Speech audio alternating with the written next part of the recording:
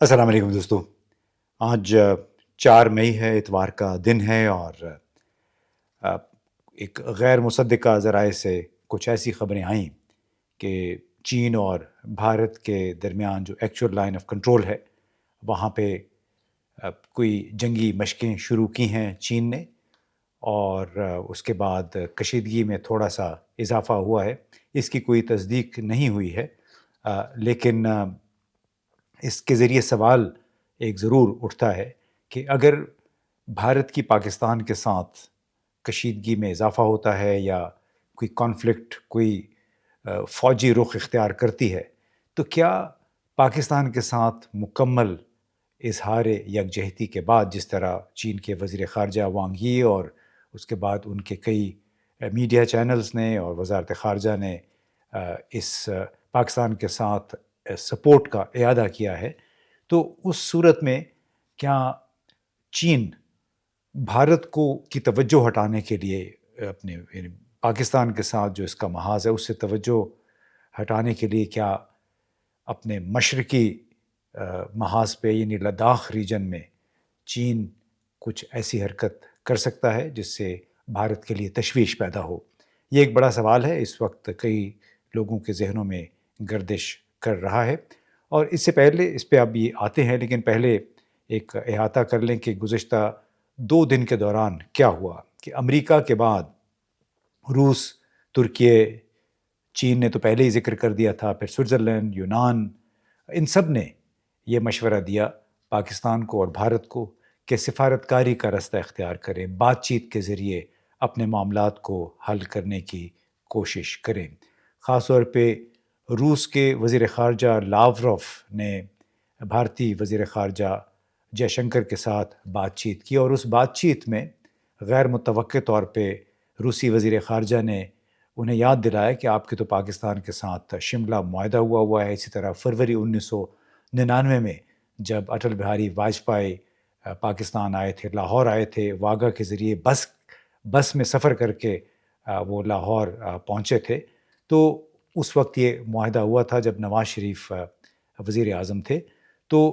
रूसी वज़ीर ख़ारजा ने कहा कि आपके पास वो फ्रेमवर्क मौजूद हैं बातचीत के लिए और वही आप रास्ता इख्तियार करें, बजाय इसके कि कशीदगी में इज़ाफ़ा हो, दोनों तरफ से जंग की बात की जाए, जंग के तबल बजाए जाएँ। अब ज़ाहिर है ये भारत के लिए एक गैर मुतवक्की और शायद तकलीफ़ की भी बात है कि उनके एक बहुत ही अहम इत्तेहादी ने शिमला मुआहदे और फिर फरवरी 1999 के लाहौर मुआहदे की बात की है। शायद उन्हें तवक्को नहीं थी, लेकिन बहरहाल मौजूदा हालात में ये सिर्फ़ रूस ने ही नहीं बल्कि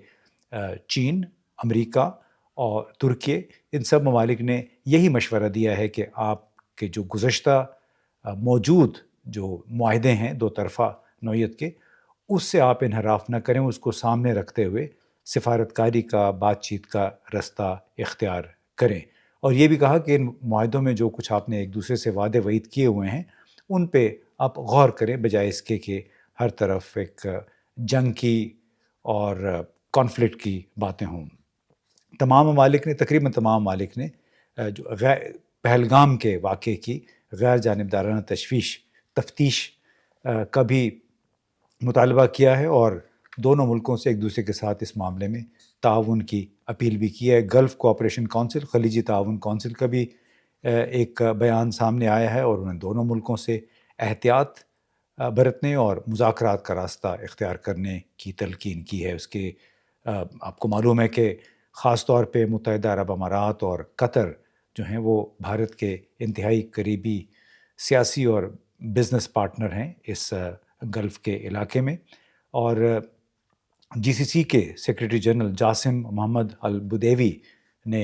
पहलगाम के वाक़े की मज़म्मत की है, जो कि 22 अप्रैल को हुआ था, जिसमें 26 से 27 भारतीय मासूम सयाह थे, उनको हलाक कर दिया गया था। और जीसीसी के सेक्रेटरी जनरल ने भी मुज़ाकरात की ज़रूरत पर ज़ोर दिया है और कहा है कि बैनुल-अक़वामी कवानीन और अक़वाम मुत्तहिदा के चार्टर के मुताबिक उनकी रूह के मुताबिक अब दोनों मुल्कों को सिफ़ारती ज़रिए से अपने बाहमी तनाज़ात जो हैं वो हल करने की कोशिश करनी चाहिए। अब आते हैं कि गालवान जो कि ये दोनों چین اور بھارت کے درمیان جون 2020 میں یہ ایک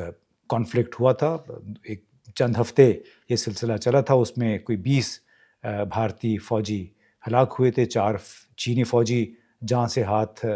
دھو بیٹھے تھے. یہ مشرقی لداخ کا علاقہ ایک جھیل کے مسئلے پہ علاقائی ایک تنازع تھا جو کہ پھر بعد میں شدت اختیار کر گیا تھا. پھر اکتوبر 2024 میں دونوں ملکوں کی افواج کے درمیان جو ایکچوئل لائن آف کنٹرول ہے اس کے آس پاس فوج کے گشت کرنے سے متعلق ایک معاہدہ بھی ہوا تھا، اور اس میں ان کے باہمی کشیدگی ٹینشن جو تھی اس میں کمی بھی آ گئی تھی. اب 2020 کے بعد مشرقی لداخ میں جو چین کی افواج کی تعداد ہے وہ 6 لاکھ تک پہنچ چکی ہے، اور اسی سال جنوری میں وہاں پہ سخت سردی کے موسم میں چینی افواج نے وہاں پہ فوجی مشقیں بھی کیں، اور اس میں جو شنجیانگ کی ملٹری کمانڈ ہے اس نے براہ راست شرکت کی تھی گالوان کے علاقے میں ہونے والی ان فوجی مشقوں میں. اور اس میں جو جدید ڈرونز ہیں جو چین نے بنائے ہیں، اور اسی طرح ان مینڈ وہیکلز، اس میں شاید طیارے بھی شامل ہیں، بامبرز، اور ایسی یونیفارمز کو ایکسپیریمنٹ کیا گیا، ان کی آزمائش کی گئی جو کہ انتہائی شدید گرمی اور شدید سردی میں فوجیوں کو استعمال کرنی پڑتی ہیں. اب مشرقی لداخ میں یعنی گالوان کے علاقے میں ان مشقوں کے بعد ظاہر ہے بھارتی افواج میں بھی تھوڑی سی ہل جل ہوئی، تھوڑا وہ خبردار ہوئے کہ نہ جانے چین اب اور کیا کر سکتا ہے اس علاقے میں. پھر جو ان کی سرگرمی تھی بھارتی افواج کی اس میں بھی تھوڑا سا اضافہ ہوا، حالانکہ جنوری میں بڑی شدید سردی ہوتی ہے. اور ساتھ ہی پھر انہوں نے کسی بھی ممکنہ خطرے سے بچنے کے لیے اس علاقے کی طرف ہر قسم کے سامان کی جو رسد تھی، ترسیل تھی، اس میں بھی اضافہ کیا. اب یہ چین کے لیے یہ علاقہ بہت اہم ہے، اس لیے کہ یہ وہ علاقے ہیں جو کہ بھارت کے شمال مشرقی جو پٹی ہے اس کے ساتھ ملے ہوئے ہیں. وہاں پہ اس وقت بہت ساری کچھ 7 انسرجنسیز چل رہی ہیں. زیادہ تر وہ ماؤسٹ ہیں، یعنی جو وہ نظام وہ لوگ جو کہ چین کو یا چیئرمین ماؤ سے تونگ چین کی کمیونسٹ پارٹی کو خود نظریاتی طور پہ اس کے قریب سمجھتے ہیں. تو یہ جو کانفلکٹس ہیں یا انسرجنسیز ہیں یہ ہیں ناگالینڈ، منی پور، میگھالیہ، تریپورہ، میزورام اور اروناچل پردیش. یہ ایک پوری پٹی ہے جو کہ بھارت اور چین کی جو سرحد ایکچوئل لائن آف کنٹرول اس کے قریب ہے. اور اس طرح ظاہر ہے یہ بھارت کے لیے پاکستان اور چین کے ساتھ ساتھ یہ جو انسرجنسیز ہے ان کا بھی خیال رکھنا ہے. اور اسی وجہ سے اس وقت جس طرح پاکستان کی فوج بلوچستان خیبر پختونخوا میں بٹی ہوئی ہے، اس طرح بھارت کی فوج بھی ایک مشرقی محاذ ہے، یعنی اس کا مغربی محاذ ہے جو پاکستان کے ساتھ ہے، پھر شمالی محاذ ہے جہاں پہ اس کا سامنا 6 لاکھ چینی افواج سے ہے، اور اس کے ساتھ ساتھ پھر یہ 7 اس کی ریاستیں ہیں جہاں پہ علیحدگی پسند کی کمیونسٹ تحریکیں چل رہی ہیں. اب سوال یہ پیدا ہوتا ہے کہ ان تمام حالات میں اگر خدا نخواستہ پاکستان اور بھارت کی کوئی محاذ آرائی شروع ہوتی ہے، اس میں چین کیا کر سکتا ہے؟ جیسے میں نے پہلے کہا کہ چین میں لداخ کے علاقے میں، مشرقی لداخ میں چین کی اس وقت 6 لاکھ افواج موجود ہے، اور اگر جنوری 2025 کی طرح ایک بار پھر بڑے پیمانے پہ چین نے وہاں پہ اپنی جنگی مشقیں شروع کر دیں تو پھر کیا ہوگا؟ کیونکہ ویسے بھی سخت سردی کے بعد اب وہاں پہ چونکہ بہت بلندی پہ یہ علاقہ واقع ہے تو وہاں پہ گرمی بھی پھر دھوپ بڑی شدید ہوتی ہے موسم گرما میں. تو سخت سردی سے گرم موسم کی طرف ٹرانزیشن کی وجہ سے مسلح افواج کو سرگرم کرنا، انہیں ایکلیمیٹائز کرنا، کیونکہ یونٹس بھی موو کرتے رہتے ہیں، یعنی کچھ لوگ سردی کی ڈیوٹی کے بعد چلے جاتے ہیں، نئے لوگ واپس آتے ہیں. تو اس تمام تر صورتحال سے نمٹنے کی جو ٹرانزیشن ہوتی ہے افواج کے لیے شدید سردی سے گرمی اور شدید گرمی سے سردی کی طرف، ان کو بہرحال فیملیرائز بھی کرنا ہوتا ہے، اور پھر اسی لیے انہیں مصروف رکھنا بڑا ضروری ہوتا ہے، ان کی مشقیں بڑی ضروری ہو جاتی ہیں۔ تو ایسی صورت میں بھارت کیا ایک لحاظ سے دو فرنٹ، دو محاذ کی جو جنگ ہے وہ افورڈ کر سکتا ہے کہ ایک طرف پاکستان اور دوسری طرف چین اپنی شمالی سرحد پہ، اور کیا یہ ممکنہ کانفلکٹ جو ہے وہ افورڈ کر سکتا ہے بھارت؟ اگر کانفلکٹ نہ بھی ہو تو چینی فوج اپنے جتنے بھی اس کے جدید ٹیکنالوجیکل نظام ہیں فوج کے ساتھ وابستہ، انہیں آزمانے کے لیے بھی، جو زمینی اور سیٹلائٹ کے درمیان جو رابطے ہیں ان کے درمیان ہم آہنگی پیدا کرنے کے لیے بھی تو اپنی سرگرمیوں کا مظاہرہ کر سکتا ہے۔ اور اس صورت میں اگر چین کی فوج غیر معمولی نقل و حرکت کرے گی، جنگی مشقیں کرے گی، تو کیا بھارت اس کو نظر انداز کر پائے گا؟ یہ بہت موجودہ حالات میں مشکل معلوم ہوتا ہے۔ اور کیا ایسی صورتحال میں پاکستان پر حملہ ممکن ہے، یا بھارت کوئی محدود محاذ آرائی کا سوچ سکتا ہے؟ لگتا ہے کہ بڑا مشکل ہے۔ خود بھارت کے اندر بھی بہت سارے تجزیہ کاروں کا یہی کہنا ہے کہ اس موقع پہ بھارت کے لیے ابھی اس نوعیت کی کوئی محاذ آرائی بڑی مشکل معلوم ہوتی ہے۔ اور اس کے علاوہ یہ بھی ہے کہ اکثر ممالک نے بھارت کا شاید وہ بیانیہ اس انداز میں قبول نہیں کیا جس انداز میں بھارت نے اس کو مارکیٹ کرنے کی کوشش کی تھی، کیونکہ ثبوت کے بغیر جس انداز میں براہ راست پاکستان پہ الزام لگا دیا گیا، تو اس کی وجہ سے بھارت کو تھوڑا سا سیٹ بیک ضرور ہوا ہے۔ اور ساتھ میں بھارتی ذرائع ابلاغ میں جس قسم کا شور شرابہ مچا ہوا ہے، جس انداز میں ایک وار نیریٹیوز کو بلڈ کرنے کی کوشش کی گئی، خود اس کی وجہ سے بین الاقوامی ذرائع ابلاغ میں اتنی اس کی کوریج نہیں ہو سکی۔ یعنی برکھا دت بڑی مشہور ان کے ایک اینکر ہیں، صحافی ہیں، انہوں نے خود شکایت کی کہ بڑے معلوم نہیں کہ کیوں بھارتی بیانیہ بین الاقوامی ذرائع ابلاغ میں نہیں آ سکا ہے۔ پھر اس کے علاوہ جس انداز میں جو بدتمیزی کا ایک طوفان اٹھا ہوا ہے، اور اس میں میجر گورو ہیں، بڑے پیش ہیں اس تمام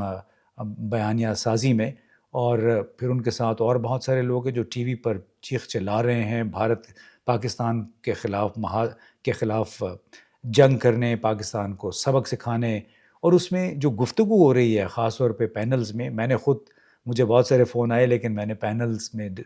شامل ہونے سے گریز کیا، کیونکہ وہاں پہ کتے، پیشاب، سور اور انتہائی ناشائستہ قسم کے الفاظ، گالیاں استعمال ہو رہی ہیں۔ پاکستان میں بھی بعض لوگ ایسے ہیں، زید حامد جیسے، جو کہ اسی طرح پھر ان کو جواب بھی دیتے ہیں، جو کہ بڑی نامناسب بات ہے۔ اور اسی وجہ سے خود بھارت کے اندر موجود جو سنجیدہ لوگ ہیں، انہوں نے یہ سوال شروع کر دیا ہے کہ کیا جو ہمارے ذرائع ابلاغ ہیں وہ اپنی ذمہ داری پوری کر رہے ہیں، کیونکہ آزادی کا یہ مطلب نہیں ہوتا کہ آپ لائیو ٹی وی گفتگو میں، ڈیبیٹس میں گالم گلوچ شروع کر دیں، ماں بہنوں تک پہنچ جائیں۔ تو ایک بڑی افسوسناک صورتحال ہے، اور اس میں میرا خیال ہے کہ دونوں ملکوں کی حکومتوں پہ بہت بڑی ذمہ داری عائد ہوتی ہے کہ کس طریقے سے ٹیمپریچرز کو وہ کم کریں، تاکہ اس کی وجہ سے ذرائع ابلاغ کو وہ مواد نہ مل سکے جس کی بنیاد پہ وہ پینل ڈسکشن اکٹھے ہو کے پینل ڈسکشنز کرواتے ہیں۔ کچھ لوگ پاکستان سے، کچھ لوگ بھارت سے، بلکہ بھارت کی تو آبادی بہت زیادہ ہے، ان کے زیادہ لوگ ہوتے ہیں جب پینل ڈسکشن ہوتی ہے۔ عام طور پہ ایک پاکستان سے ہوتا ہے، 3 4 بھارت سے ہوتے ہیں۔ تو اس میں جو غیر معمولی طور پہ جو گرما گرمی ہو جاتی ہے، پھر کئی لوگ بدتمیزی پہ اتر آتے ہیں، تو ایک انتہائی افسوسناک پہلو ہے ایک ایسی صورتحال کا جس کا تعلق ایک دہشت گردی کے حملے سے ہے۔ اس کے لیے تمام ملکوں نے درخواست کی کہ اس کی باقاعدہ آزادانہ طور پہ اس کی تفتیش کی جائے۔ اس کے بغیر یوں الزام لگا دینا اور پھر غیر ضروری طور پہ دھماکہ خیز ایکسپلوسیو نوعیت کی اور اشتعال انگیز جو بیان بازی ہے، وہ صورتحال کو مزید خراب کرنے کا سبب بن رہی ہے۔